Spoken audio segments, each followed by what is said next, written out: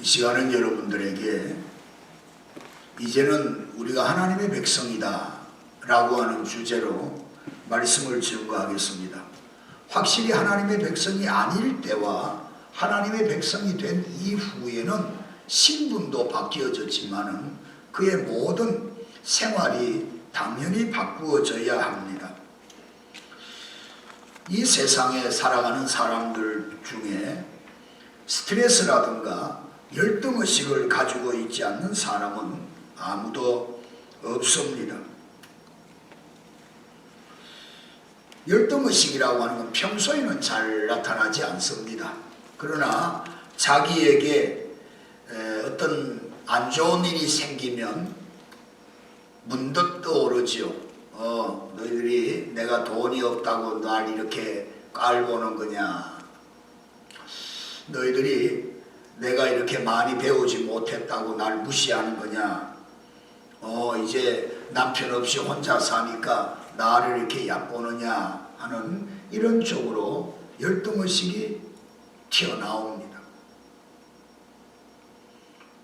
그리고 그것이 스트레스가 됩니다. 그리고 또 열등의식으로 또 스트레스로 이렇게 반복되어 갑니다. 한마디로 열등의식이 없으면 사람이 아니다. 이 말을 조금 더 진행시켜보면 스트레스를 받지 않는다면 그건 사람이 아니다 라고도 말해볼 수 있습니다. 이 스트레스나 열등의식은 돈이 많으면 없어지고 돈이 적으면 생기는 것도 아닙니다. 많이 배우면 없어지고 많이 안 배운 사람에게 생기는 것도 아닙니다. 권력을 잡으면 없어지는 것이 아닙니다. 스트레스와 열등의식이라고 하는 것은 인격적으로 살아가는 모든 사람들에게 생기는 어떤 면으로 보면 일평생 그 짐은 짊어지고 우리가 살아갈 수밖에 없는 숙명적인 것일 겁니다. 나이하고도 관계가 없습니다. 그런데 이제 이런 사람들이 가지고 있는 어떤 열등의식이나 그걸 통해 나타나는 이 스트레스 또 반복되고 또 반복되어져 가다가 결국은 육신의 질병까지도 들게 되고 또 정신적으로 인격적으로 몰락해 버리는 경우도 많습니다. 자, 그런데 그러면 너희가 전에는 하나님의 백성이 아니더니 이제는 하나님의 백성이다, 그렇게 하나님이 말씀을 합니다. 그럼 우리 예수 믿는 사람들은 열등의식도 없고 스트레스도 안 받느냐? 그건 아니지요. 어떤 면으로 보면은 예수를 잘 믿으려고 하면은 바른 믿음을 가지지 못하면 계속 스트레스가 됩니다. 불순종하는 믿음은 계속 스트레스가 됩니다. 그러니까 결국은 예수 안 믿으면 안 오는 스트레스가 하나 더 생길 수도 있는 거지요.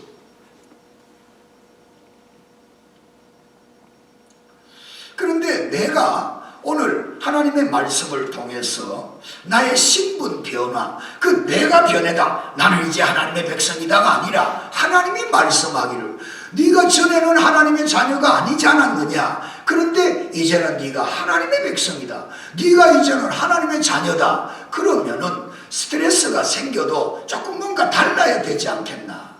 열등의식이 생겨도 뭔가 조금 달라야 되지 않겠는가? 도리어 예수 믿으면서 더 고약해져 간단 말이에요. 그건 이게 잘못된 거야. 왜? 말씀에 순종하지 않는 것 때문에 오는 스트레스가 또 짓눌리기 시작하기 때문에 이상하게 믿음이 변질되어져 가고 마는 것입니다. 자, 어떤 면으로 보면은 교회는 많은 약한 사람들이 모인다고 봐야 돼요. 자기가 건강할 때는 예수 모른다고 하다가 몸이 약하거나 병들었을 때 하나님을 찾아 나오는 경우가 적지 않습니다. 좀 잘 살 때는 하나님 없이도 살 것 같다가 힘들고 어려운 일을 만나거나 또 파산하거나 또 자기의 어떤 비즈니스가 뒤집어 망해버린다든가 이런 경우에 갈 곳이 없습니다. 하나님께 찾아 나와 그래도 뭔가 위로받고 싶어서 하나님께로 나오는 경우도 많이 있습니다. 그러면 예를 들어서 내가 예수 앞에 나와서 예수를 믿기 전에 받았던 이 스트레스, 예수 믿기 전에 가지고 있던 나의 열등의식을 내가 예수를 믿은 이후에도 그것이 고쳐지지 않을 뿐 아니라 거기에서 예수 믿는 것 때문에 하나님의 말씀을 순종하지 못하는 것 때문에 오는 스트레스까지 더 보태버린다고 생각해 보세요. 어떤 면으로 보면 차라리 예수 안 믿으면 그런 스트레스를 안 받을 그런 일들을 겪는 경우도 있습니다. 다시 강조합니다. 너희는 전에는 하나님의 백성이 아니더니 이제는 하나님의 백성이 되었다는 겁니다. 하나님의 백성이 되었으면 뭔가 조금은 달라야 되지 않겠느냐 하는 겁니다. 왜 그러냐 하게 되면은 누가복음 4장 18절에 보면은 예수님이 이 땅에 오셔서 하나님의 성령의 역사로 일을 하시는데 보세요. 주의 성령이 내게 임하셨으니 이는 가난한 자에게 복음을 전하게 하시려고 내게 기름을 부으시고 나를 보내사 포로된 자에게 죄로 약함으로 열등의식으로 포로된 자에게 자유를 눈먼 자에게 다시 보게 함을 전파하며 눌린 자를 자유케 한다고 그랬습니다. 진리가 너희를 자유케 한다고 했는데 하나님의 백성이 되기 전과 똑같은 성격을 가지고 있는데다가 하나님의 백성이 된 이후에 순종하지 못해서 오는 스트레스까지 짓눌러 버린다고 생각해 보세요.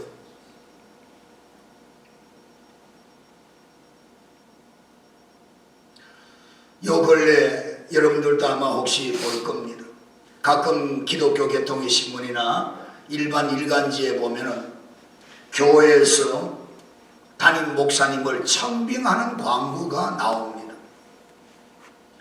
거의 일률적으로 어느 신학교 나왔고 무슨 학위 소지자, 이중 언어 구사하는 사람, 그리고 또 하나 또 가관인 것은 제출된 서류는 일절 반환치 않음, 이렇게 나옵니다. 나는 그걸 보면서 과연 그것이 하나님이 원하는 교회일까? 목사님을 청빙한다면 이 목사님이 신학의 배경이 뭔가, 어디서 목회를 어떻게 하셨는가, 그리고 정말 목사님에 대한 뒤에 어떤 소문은 참 좋은가, 목사님이 지금까지 목회해 오신 그 과정을 밟아보고 이중 언어, 그렇죠, 뭐 영어 잘하면 좋지요. 그러나 영어 못해도 이민 목회 잘하는 분들 참 많이 있습니다. 도리어 목사님이 영어 못하면 교회에서 도와가지고 영어 할 줄 아는 교인들이 도와가지고 그분이 하나님의 일을 하도록 밀어드리는 것이 도리어 성경적입니다. 그리고 또 뭐 영어로 된 설교 테이프 하나, 뭐 한국말로 된 설교 테이프 하나 묻고 싶어요. 청빙위원들이 앉아가지고 과연 그 목사의 설교를 듣고 좋다 안 좋다 평가할 만한 믿음의 수준이 되는지요? 목사의 설교를 평가할 만한 깨끗하게 그 청빙위원들이 생활을 하고 있는지요? 너무 안타깝습니다. 그리고 목사님을 청빙하면 무슨 수천 명, 수만 명이 모입니까? 그저 몇십 통 날라오면 그 목사님이 그 서류 하나 만드는데 시간도 많이 가고 합니다. 그러면 당연히 그분을 청빙하지 못하면 편지라도 한 장 써서 목사님, 이번에 우리 교회에서 같이 목회하지 못하는 것은 섭섭하지만 목사님 서류 다시 돌려보내드립니다. 돌려보내드려야죠. 무슨 일절 반환치 않아.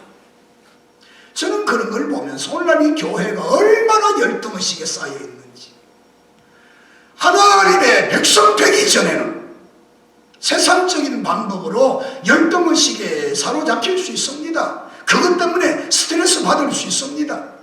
그러나 이젠 하나님의 백성이 되었기 때문에 이젠 뭔가 좀 달라져야 되는 것입니다. 그런데 이 열등의식은 예수 믿은 이후에도 이 신앙적인 열등의식이 들어가 버리면 대단히 죄송합니다. 제가 표현을 이렇게 써서 참 가관입니다.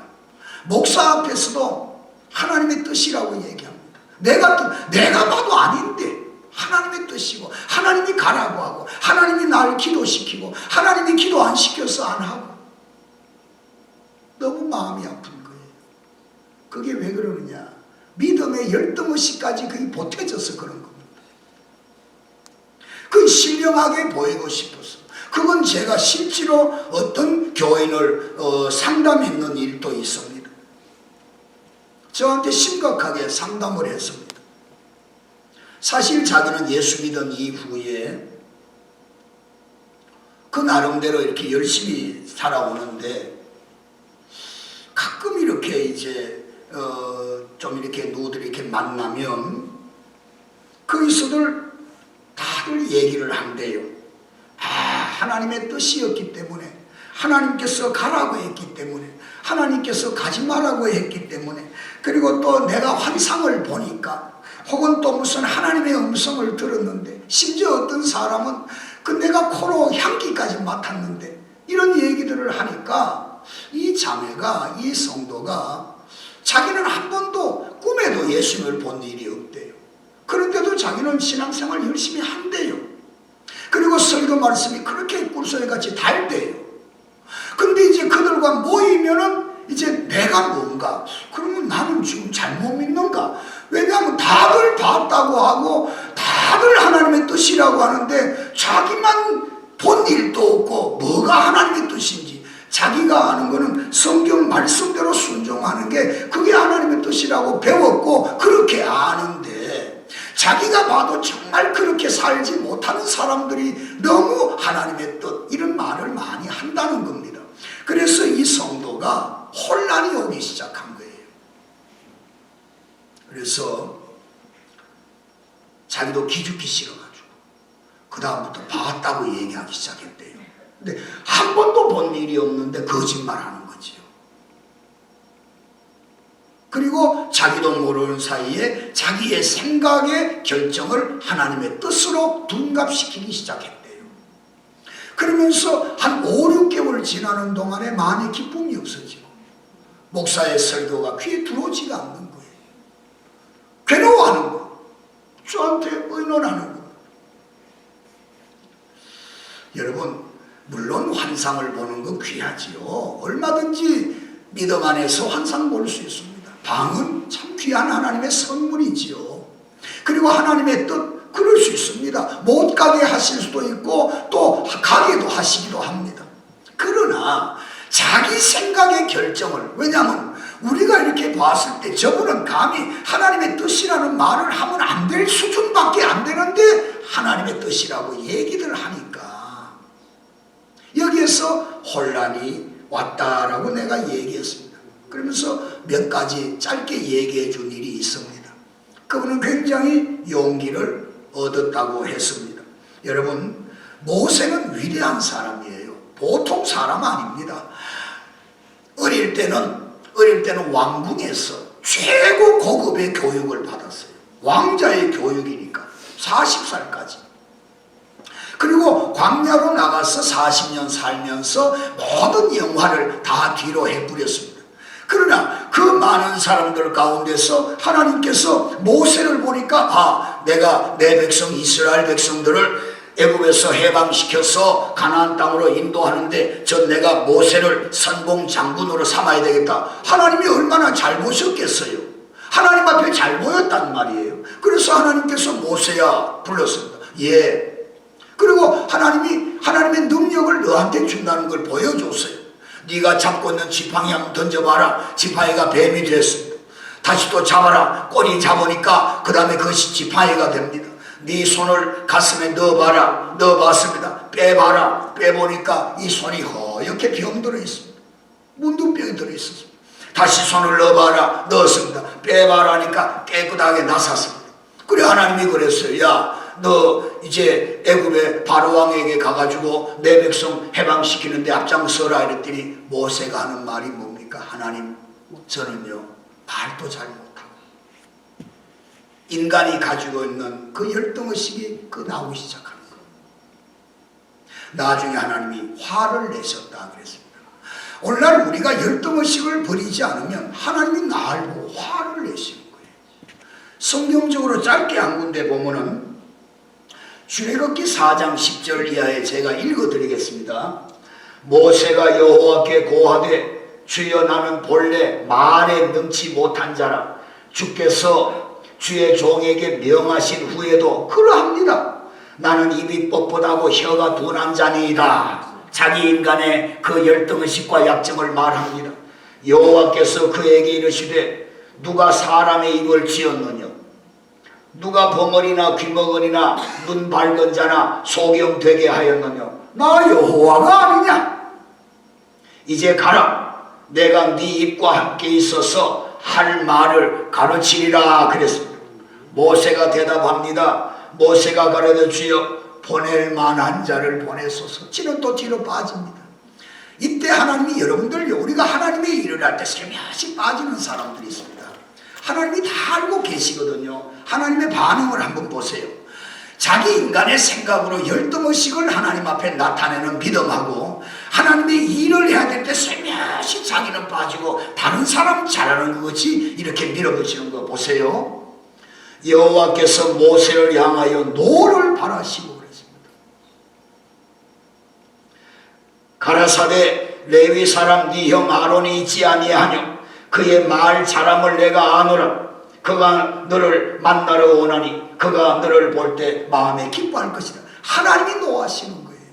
여러분 우리가요 내가 하나님의 일을 할 때 그건 하나님이 나에게 주시는 은혜의 힘으로 하는 거지 내 어떤 육신의 힘으로 한다면 하루도 신앙생활 못합니다.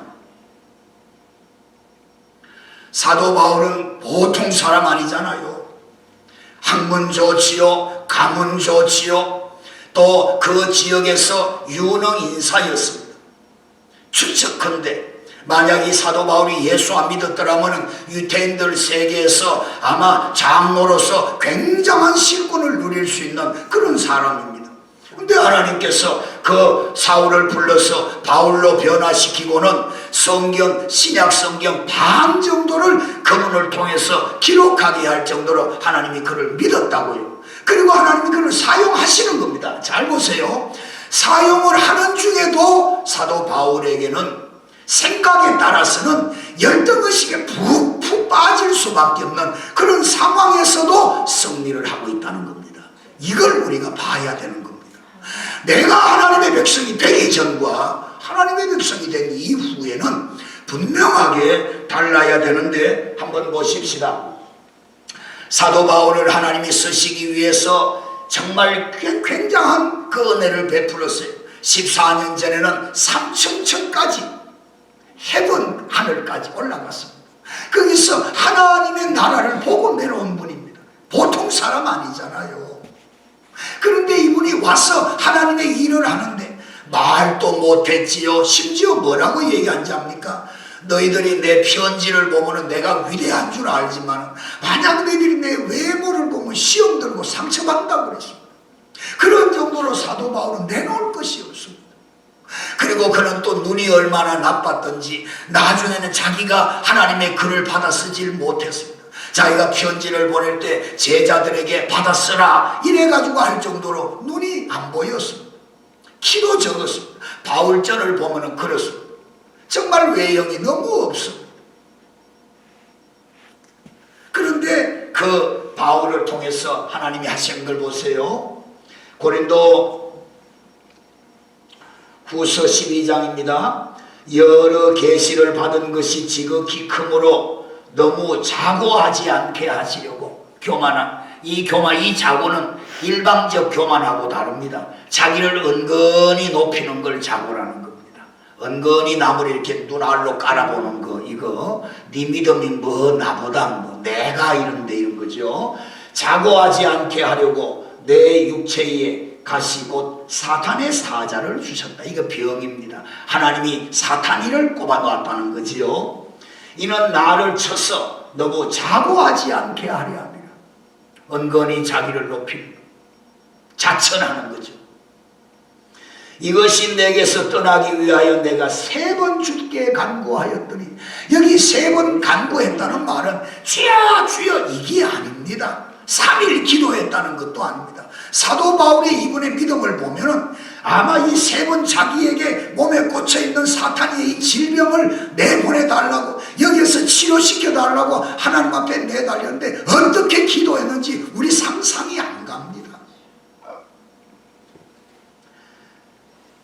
내게 이르시기를, 하나님의 응답입니다. 내 은혜가 네게 족하도다. 이는 내 능력이 네 약한 곳에서 온전하여 짐이라 하신지라. 이러므로 도리어 크게 기뻐함으로 나의 여러 약한 것들에 대하여 자랑하리니 이는 그리스도의 능력으로 내게 머물게 하려 함이라. 열등의식으로 스트레스를 받을 수밖에 없는 것을 사도 바울이 어떻게 대처하는지를 여기서 알 수 있는 겁니다. 그러므로 내가 그리스도를 위하여 약한 것들과 능력과 궁핍과 핍박과 곤란을 기뻐하노니 이는 내가 약할 그때에 곧 강함이라고 그랬습니다. 하나님이 내가 약하다고 분명히 시인할 때 나를 쓰시는 거예요.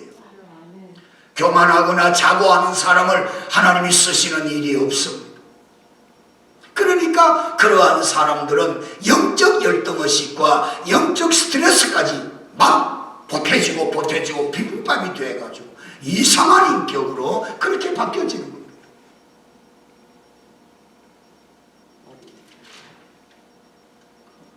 더구나 오늘같이 경쟁이 치열한 사회잖아요. 얼마나 경쟁이 치열합니까? 지혜로운 사람이 앞서가고 기술 있는 사람이 앞서가고 또 이렇게 창조적인 문제를 만들어내는 사람들이 앞서가는 시대입니다. 그러니까 자연스럽게 비교가 될 수밖에 없는 거죠. 왜? 눈을 가지고 있고 내가 지성을 가지고 있으니까 비교가 될 수밖에 없습니다. 그런데 분명히 아까 예수님께서는 우리들에게 자유함을 줬어요. 해방을 주셨다 그 말입니다. 그런데 아직도 나는 그걸 보이지 못하고 교회에 나와서 교회 밖에서 야, 저 사람은 나보다 많이 배웠는데, 저 사람 가정은 굉장한 가문인데, 저 사람은 무슨 돈도 많고 저 사람은 뭐 한데, 나는 거기 비교해보니까 야, 이건 완전히 이스라엘 백성들이 가나안 땅에 탐지 들어갔다 나와서 하는 말이 우리는 그 사람들하고 비교해보니까 메뚜기 같이 보인다고 그랬잖아요. 옷 잘 입은 거 보고 비교해서 열등의식 때문에 스트레스 받고 못 배웠거나 좋은 집에 살지 못하거나 날씬하지 못하거나 기도 더 많이 하지 못하는 것 때문에 못하면 하나님 제가 못합니다. 기도 많이 하게 해달라고 가슴을 치고 기도하면 되는데 안 하면서 스트레스 받는 거예요. 그리고 안 하면서 기도하는 사람 은근히 비판하고 하잖아요. 이게 열등의식이거든요. 이러한 열등의식으로부터 우리는 이제 자유함을 얻어야 됩니다. 이 자유함을 얻지 못하면 본인의 믿음과 본인의 인격도 문제지만 교회 안에서 문제를 일으키고 어떠한 단체와 구역이나 기관에서도 문제를 일으키는 그러한 교인이 될 수 있습니다. 교회에 다니고 하나님의 자녀가 되어서 하나님을 아버지라고 부르니까 하나님의 자녀가 되죠. 그런데 아직까지도 열등의식에 혹은 스트레스를 받고 있다면 믿음이 절대 성숙하지를 못합니다. 믿음은 자라나야 돼요. 믿음은 자라나야 열매를 맺습니다. 늘 어린아이같이 젖먹는 신앙을 가지고 투정이나 부리고 이렇게 살아가면 평생 열매는 안 열립니다. 열매가 열리지 않으면 하나님께 드릴 것이 없습니다. 즉 영광을 돌리지를 못합니다. 예를 들어서 내가 몸이 약하다, 지금 병들었다, 혹은 내가 생활이 너무 좀 가난하다, 혹은 나는 지금 어떤 그 기술을 많이 가지고 있지 못해서 내가 일하는 것이 너무 피곤하고 좀 힘에 겹다, 이런 있으면 하나님의 자녀가 되기 전과 자녀가 된 이후에는 달라지는 게, 내가 하나님의 자녀가 되었으면 그 나의 약한 그때에 강해질 수 있는 비결인데, 하나님 앞에 무릎을 꿇어야 되는 거예요. 하나님이 나에게 능력을 주셔야 되는 겁니다. 그거 외에는 절대로 나의 인간의 약점이나 혹은 또 열등의식이나 그것을 통해서는 스트레스와 비교의식을 이겨나갈 방법이 없습니다.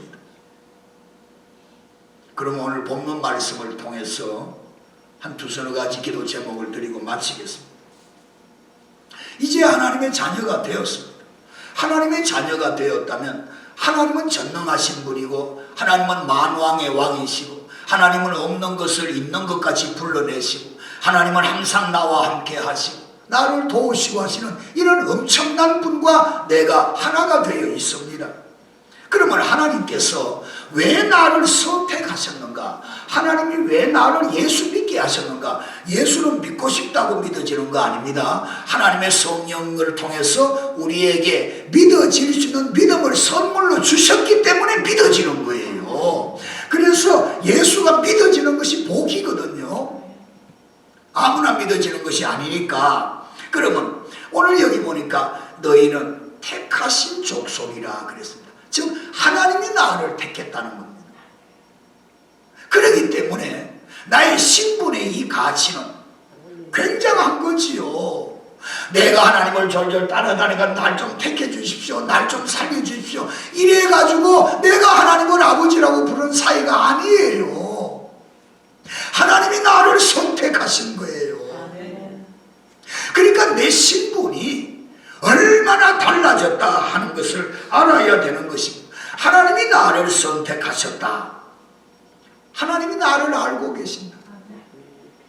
그래서 하나님이 나를 통해서 너 이 땅에 사는 동안에 야 네가 앞으로 들어와야 될 천국을 선전 좀 해다오. 여러분 이거 한번 생각 한번 해보세요. 이게 보통 은혜인가?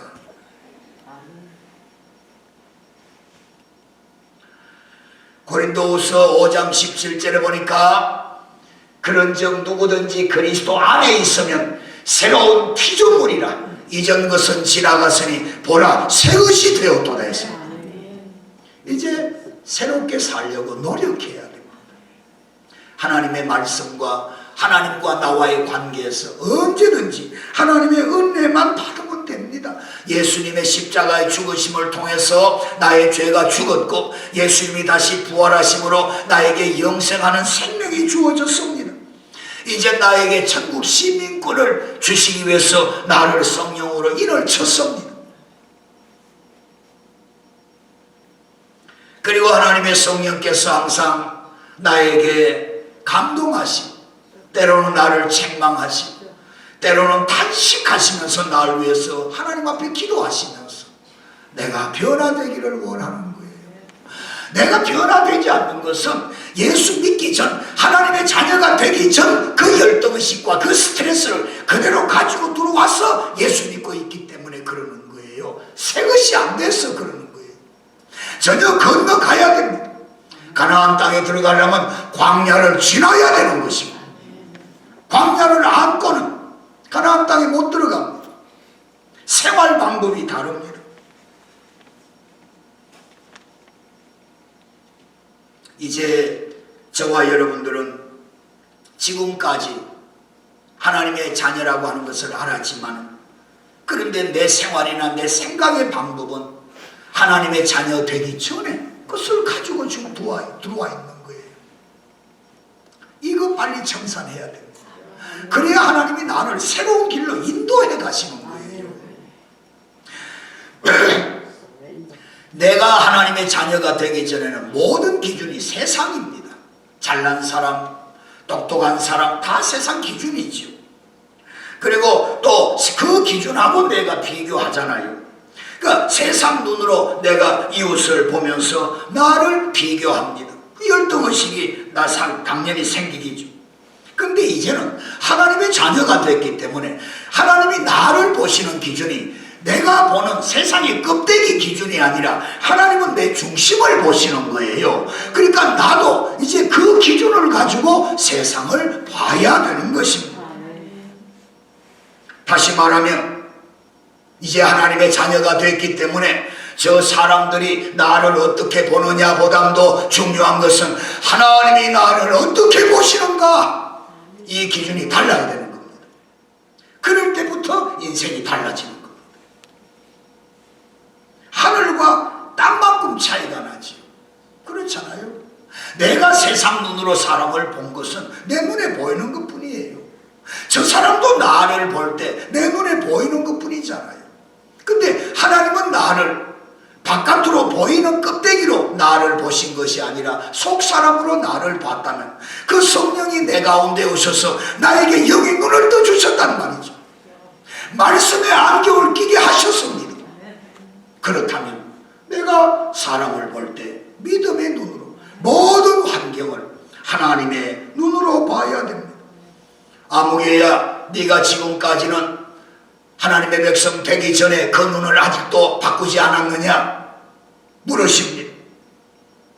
네가 받은 구원의 복이 내가 너를 선택하고 어두운 데서 내가 너를 불러내서 너를 내가 소유하게 된 이 구원의 복이 얼마나 크다는 것 너 아직도 모르느냐? 그런데도 아직도 그 엄청난 것은 다 실감도 못 느끼고 뒤로 제껴버리고 아직도 세상 것 가지고 눈에 보이는 것 가지고 비교할 수 있는 그 수준에서 머물러 있느냐? 안타까운 거지요. 그러니까 그 사람 입에서 나온 거는 모세와 똑같은 거예요. 하나님이 함께 한다고 하니까 그래도 저 사람을 보냈었어. 그게 겸손입니까? 아니잖아요. 자기가 하기 싫어서 다른 사람을 추천하는 거. 하나님이 화내셨잖아요. 하나님은 말씀합니다. 우리를 쓰실 때는 우리가 남보다 똑똑해서가 아닙니다.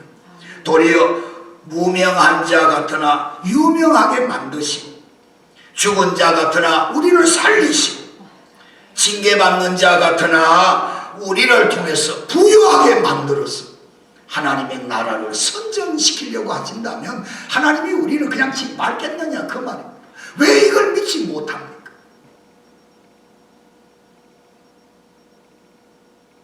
성령의 은혜는 내가 누군지를 아는 것이 먼저입니다. 내가 누군지를 바로 알면 그냥 기준이 달라지잖아요. 눈이 뜨여지니까 비교 기준이 달라지는 겁니다. 그래서 영적 근심도 하게 되는 거죠. 아, 내가 이렇게 믿어도 될까? 내가 신앙생활 이렇게 계속해도 될까? 내가 예수 믿고 이렇게 하나님 앞에 이렇게 변화가 안 되는 내가 이래도 괜찮을까? 영적 근심이 시작이 되는 거죠. 그걸 알면 비교가 달라지는데, 아니 비교가 다르면 모든 생각과 결과가 달라지잖아요. 결론적으로 얘기하면 우리는 하나님을 아버지라고 부르잖아요. 자식은 부모 닮아갑니다. 미워하면서도 싫어하면서도 흉보면서도 그 부모 닮아가는 게 자식들입니다. 그래서 이 부모들이 자녀들 앞에요, 정말 기도 많이 해줘야 됩니다. 절대 내같이 살지 않게 만들어줘야 됩니다. 그런데 그럼 우리는 하나님을 아버지라고 부르잖아요. 그 하나님 닮아가야지. 예수 닮아가야 되잖아요. 저와 여러분의 기준은 오직 예수예요. 예수 닮아가는 거예요.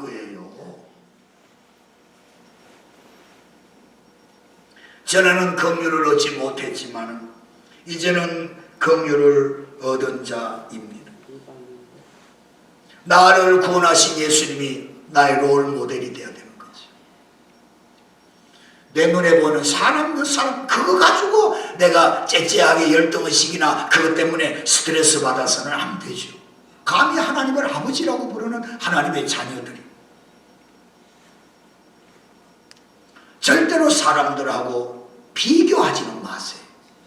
본을 받을 거는 받고, 내가 지혜롭게 저건 안 좋다 하면 내가 본 안 받으면 되는 거예요. 그런 수준이지 비교 대상은 아니라는 겁니다.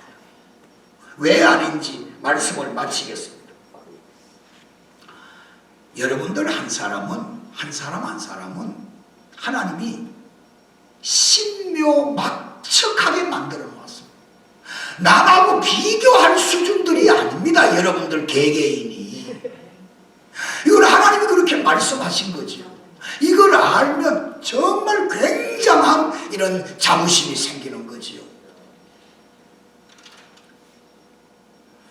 하나님은 이렇게 말씀하세요. 너 뭐 된 다음에 내 일을 하겠다고 생각하지 마라. 지금 네 모습 그대로라는 거. 성경에 보세요. 부자는 천국에 못 들어가도 도리어 가난한 사람이 하나님의 영광 드러낸 일 많습니다.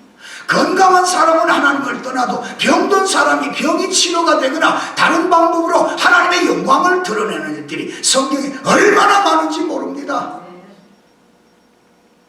몸이 약하면 약한 대로, 혹시 질병이 있으면 질병이 있는 대로, 하는 일이 실패했으면 실패한 대로, 생활이 가난하면 가난한 대로, 부부가 별로 안 좋으면 안 좋은 그 상태에서, 마음에 상처받았으면 상처받은 대로, 하나님 앞에 내가 죄를 지었으면 죄를 지은 모습 그대로 하나님 앞에 자기 자신을 내놔야 됩니다.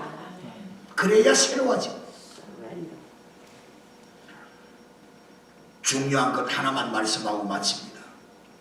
내가 아는 저 어떤 다른 사람, 같은 교회 다니는 사람은 싸울 대상이 아닙니다. 미워할 대상이 아닙니다. 성령으로 하나가 될 대상입니다. 왜? 교회를 세워야 되기 때문에. 그것이 에베소에 정확하게 기록되어 있습니다. 우리가 싸울 대상은 공중 권세를 잡고 있는 악의 영들입니다. 이게 우리의 대상이죠. 그러니까 나보다 열심히 있는 사람을 정말 귀하게 인정해 드려야 돼요. 저분이 나하고 좀 달라도 나하고 다른 거지 그 사람이 잘못된 게 아니라니까. 왜 나하고 다른 건 전부 다 잘못됐다고 흉을 봐야 됩니까? 그렇잖아요. 믿음 좋은 사람 보면은 그 믿음을 인정해 드려야 돼요. 내가 가지고 있지 않는 것을 저분이 가지고 있잖아요. 근데 그것이 손을 잡았을 때 가능한 얘기예요. 여러분 재미난 그 얘기가 있잖아요. 만드는 얘기였겠지만은 안전뱅이하고 장님하고 있었다고 그러잖아요. 장님은 장님대로 혼자서 막 이렇게 얻어먹으러 다니고, 안전뱅이는 안전뱅이대로 눈은 떠 있지만은 움직임이 그 하니까 활동이 어려웠습니다. 그때 두 사람이 만나서 결의했다고 그러잖아요. 나는 눈은 안 보이지만은 당신은 눈이 보이니까 내가 당신을 얻고 당신의 발이 돼주니까 당신은 내 눈이 돼달라는 거예요. 그리고 두 사람이 얻고 다니면서 그냥 하고 싶은 거 다 했다는 거잖아요. 만날 때 이게 가능한 얘기입니다. 신앙생활은 나 혼자가 아닙니다. 절대로 눈에 보이는 사람과 비교해서 열등의식을, 그리고 그것 때문에 스트레스 받지 마세요. 남의 어떤 눈에 보이는 생활을 가지고 내가 비판하는 것도 경솔한 일입니다. 나하고 얼마든지 다를 수 있습니다.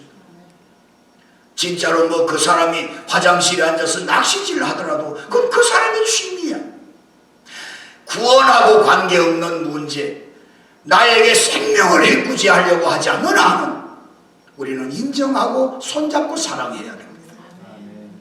이것이 바로 하나님께서 우리들에게 주신 자유함입니다.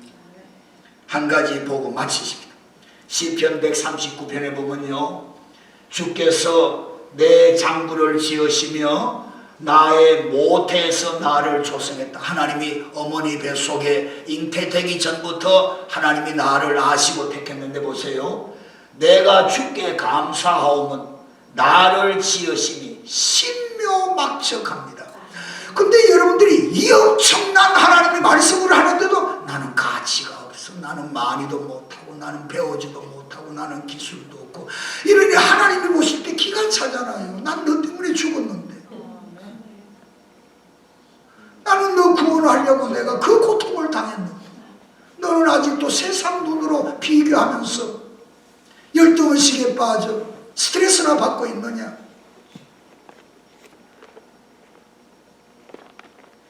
나를 지으시니 신묘막측하니라. 신묘막측한 분. 여러분들은 돈으로 계산이 안 되는 분